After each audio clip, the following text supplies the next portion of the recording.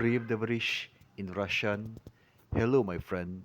If you're wondering kung ba't ako nagsuot ng Russian na hat, feeling ko kasi parang nasa movie tayo.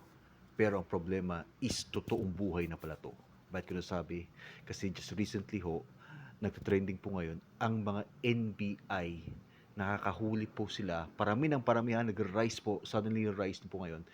Parami ang nahuli po mga foreigners na meron po silang fake birth certificate at fake birth certificate, fake passport at fake driver's license.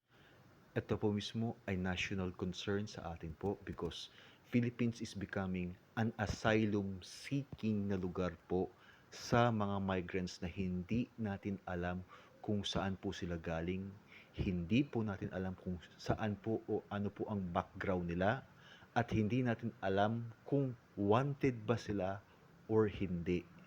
National concern to sa atin ho.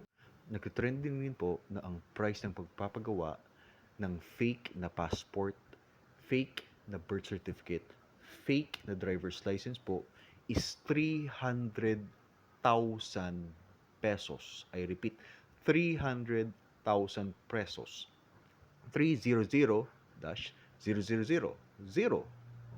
Umaangal na po ang mga katulad ni Coco Pimentel na kinakailangan i-tighten ang security mismo sa tighten mismo ang rules of implementing po ito kasi this is a national security, guys. Check this out.